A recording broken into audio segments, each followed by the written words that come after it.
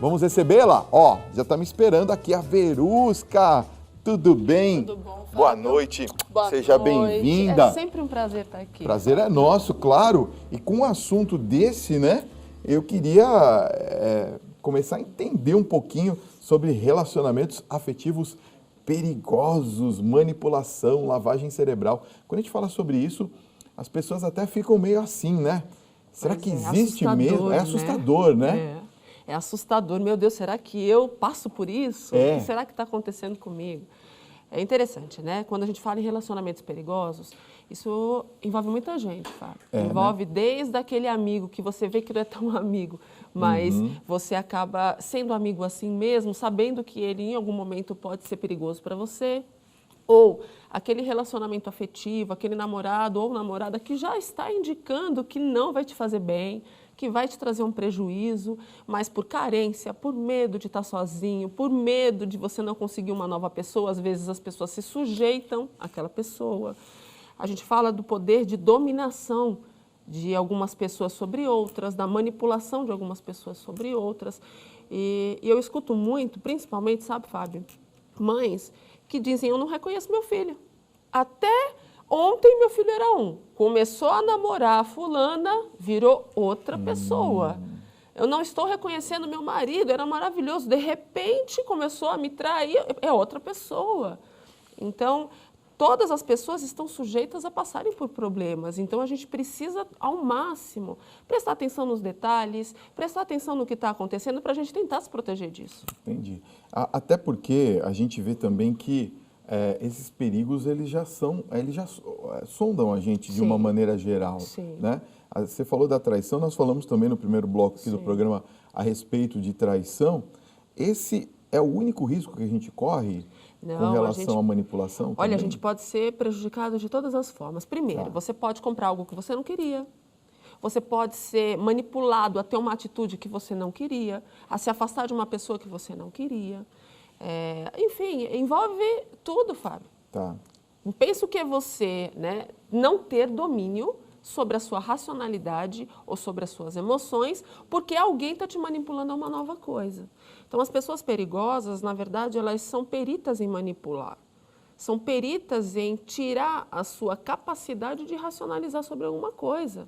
Então, de repente, você está certo do que você quer, do seu estilo de vida, daquilo que você acredita, e uma pessoa vai aos poucos minando isso até você perder essa sua própria identidade. Tem gente que perde a própria identidade. Então, é muito válido a gente tomar cuidado, porque se tem uma coisa que é muito rica no ser humano, Fábio, é a gente poder ter a capacidade de decidir sobre a nossa vida. A própria capacidade de sentir, de viver, de decidir. E se tem uma coisa que muita gente se dedica a tirar é a sua capacidade de tomar decisões. E o que é mais sério, na verdade. Eu vejo que também há uma necessidade, às vezes, até, você estava falando dos filhos com relação aos pais, de cônjuges e tudo mais. Hoje também eu vejo que muitos pais gostam de manipular os filhos. Não é? Por que isso acontece de uma maneira geral? Os pais, eles têm uma ideia de que agir sob proteção desse filho, decidir por ele, é protegê-lo. Tá. Então, nesse sentido, tem uma certa compreensão, porque os pais, eles viveram mais tempo, têm mais experiência de vida. Então, muitas vezes, por conta dessa experiência, tenta aliviar as dores que aquele filho pode ter. Muitas vezes a escolha é ruim daquele filho e aquele pai tenta, de alguma forma, anular essa escolha para tentar salvar o filho disso. Entendi. Só que, infelizmente, não dá para salvar todo mundo o tempo inteiro. Claro. Né? Agora, existe uma preocupação natural. Pai e mãe quer ver uma qualidade de vida para o seu filho, quer ver o seu filho bem afetivamente, não quer que seu filho sofra na mão de outra pessoa.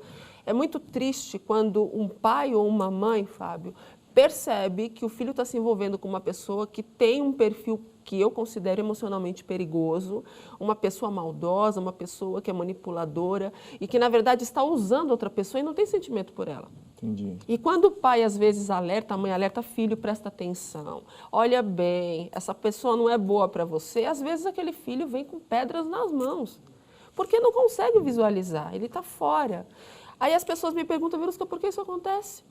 Meu filho sempre foi ligado a mim, sempre me ouviu, a minha experiência de vida sempre contou de alguma maneira. É aí que entra o termo lavagem cerebral. Tá. Tem pessoas que têm essa capacidade de filtrar tanto a personalidade do outro, de tirar tanto poder de decisão do outro, que aquele outro ele fica completamente cego. Perde a identidade? Perde a identidade. Ele fica cego. Começa a fazer tudo por aquela pessoa, começa a respirar por aquela pessoa e esquece de si. Meu Deus do céu. Aí as pessoas me perguntam, mas Verusca, por que isso acontece? A partir do momento, principalmente, de que pessoas são mais carentes. Então, imagina aquele filho que nunca namorou, tem pouca experiência afetiva, ou até mesmo aquele adulto mais maduro que tem pouca experiência afetiva, é mais tímido, mais fechado. De repente, uma pessoa mais manipuladora percebe isso, Fábio. Começa a se aproximar sutilmente dessa pessoa mais carente, dessa pessoa mais fechada, mais tímida, e começa a ser o chão dessa pessoa. Faz tudo por essa pessoa. O que essa pessoa vai começar emocionalmente a achar? Que essa pessoa está fazendo tudo porque ama.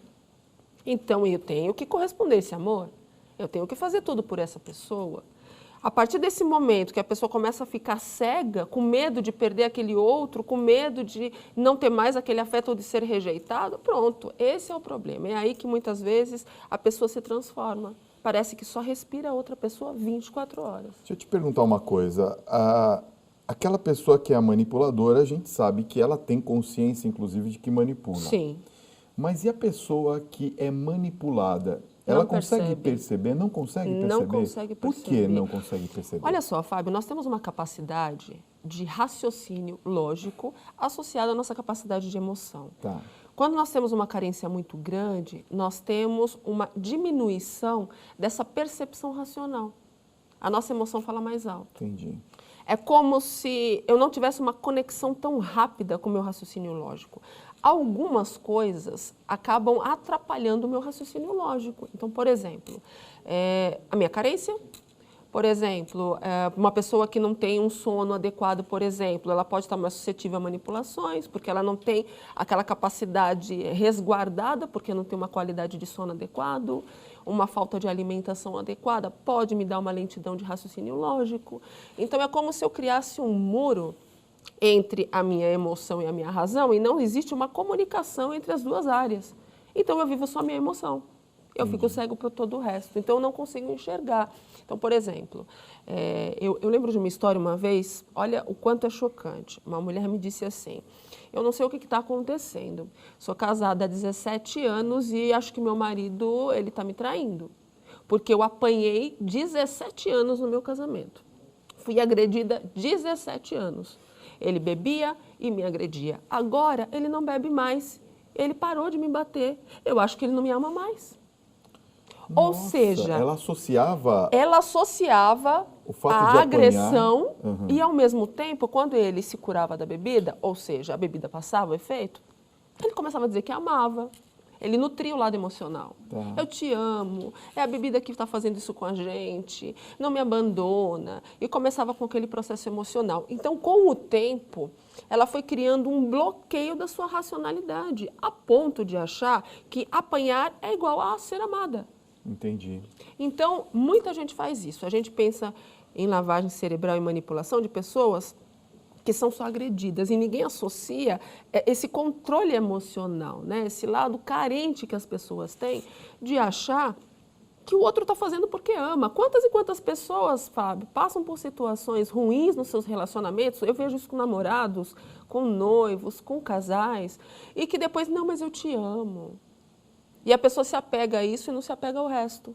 Cria um bloqueio da sua racionalidade. Então, você perde a sua capacidade racional de avaliar o fato. Que coisa, né? E isso é algo que realmente a gente nota que parece que faltam às pessoas. Às vezes é um bloqueio mesmo. Você fala assim, não dá para você dissociar uma coisa com a outra. Sim. Né? E esses elementos acabam dizendo, olha, não, se eu estou apanhando, Sim. é porque efetivamente eu estou Sim. sendo amada. Você começa a receber uma dose de afeto inicial, É. depois você vai receber toda a agressão possível, diminuindo ainda mais essa capacidade de racionalizar sobre aquilo, de ter uma razão sobre aquilo. Então você fica uma vítima presa na mão de uma outra pessoa. Quantas e quantas pessoas hoje sofrem agressões e não conseguem sair do ciclo? Mais ou menos uma síndrome de Estocolmo? Mais ou menos isso. Bom exemplo. Imagina que é uma pessoa ser sequestrada e se apaixonar pelo sequestrador. Pois é. Porque o que ele faz? O que o sequestrador, tecnicamente, ele faz? Eles sabem que eles fazem isso. Geralmente tem o sequestrador bonzinho e o sequestrador mauzinho. O mauzinho é aquele que vai, né, trazer toda uma tortura para aquela pessoa que foi sequestrada. O bonzinho diz, olha, eu não quero te prejudicar, eu vou te ajudar, mas obedece. Vai ficar tudo bem, eu vou tentar te ajudar, você vai ver, logo, logo tudo isso acaba, mas você tem que fazer o que eu peço. Quer dizer, ele é o elo de ligação que vai dominar aquela situação. Mas o fato de você estar aprisionado num local, você está passando dificuldades com a alimentação, dificuldades com o seu sono, então tudo isso vai aumentando a barreira de impedimento racional. É como se nossa região pré-frontal fosse literalmente bloqueada. Essa região pré-frontal, entre outras capacidades, ela tem a capacidade de decisão, de razão, de pensamento lógico. E quando a gente tem essa área interrompida, as pessoas elas agem por reflexo emocional, então elas não conseguem mais visualizar. Então todo mundo fala, como assim você se apaixonou pelo sequestrador? Como assim você está apaixonado por quem te agride? Mas a pessoa não conseguiu analisar, avaliar a situação por conta desse bloqueio emocional versus racional. Que coisa, né? Vamos às perguntas dos telespectadores? Sim. Olha, Sim. tem muita gente perguntando, participando do nosso programa. Então, eu vou começar com uma pergunta de uma anônima, tá? Sim. Ela diz assim, Verusca, eu sou muito insegura e com isso muita gente se aproveita da situação. Isso me atrapalha muito. Eu não consigo me abrir com ninguém, me sentir confortável e dar chance de ter boas pessoas por perto, pois parece que só atraio gente ruim. Sempre vem um pensamento assim, como eu posso mudar essa situação? Olha, perfeita pergunta. Quando você é inseguro, você tem receio da avaliação do outro sobre você. O que o outro pode achar de mim? Será que o outro vai me rejeitar? Será que o outro vai me excluir? Então, esse medo faz com que a pessoa tenha uma limitação de ação, de atitudes, né, de comportamentos. O que a gente tem que fazer? A gente tem que lutar contra isso tentando ter o máximo de comportamentos e de ações possíveis. Os estudos dizem que quanto mais ações você tem, mais criativo você é, mais você tem ações, mais você aumenta suas conexões neuronais, mais você consegue se fortalecer, menos manipulação você vai sofrer. Então, é muito importante que a gente se policie quanto a isso. Então, a melhor forma de sair disso, Fábio, é você realmente fazer uma análise daquilo que você sente e tentar lutar sobre aquilo, tentar lutar contra essa situação. Então, se eu sou inseguro, por que eu sou inseguro? O que está causando essa insegurança? Será que não é uma associação errada ou distorcida de alguma coisa? Será que se eu pensar e analisar de uma outra forma, eu não vou ter uma outra percepção? Será que isso não me fortalece? Toda insegurança tem uma causa e muitas vezes vem na infância e adolescência. Quando eu descubro a causa, é como se eu me libertasse daquilo.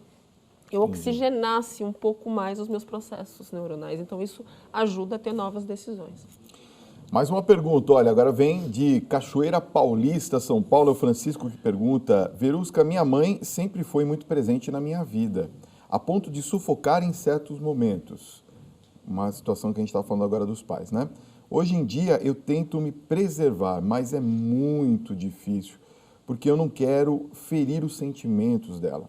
Sei que se trata de chantagem emocional, mas como eu posso romper esse problema sem magoá-la? A melhor coisa para trazer o equilíbrio nas situações de relacionamento familiar, Fábio, é a gente sentar e conversar. Eu aprendo com a sua experiência e eu tento criar alguma coisa através dela. Eu não preciso fazer exatamente como minha mãe e meu pai estão fazendo, porque, lógico, tem uma dose de superproteção, o que dificulta um pouco, às vezes, as ações dos filhos. Porém, eu posso achar uma resposta em meio termo. Eu não preciso desagradar 100%, mas eu também não preciso fazer 100% o que eu estou recebendo.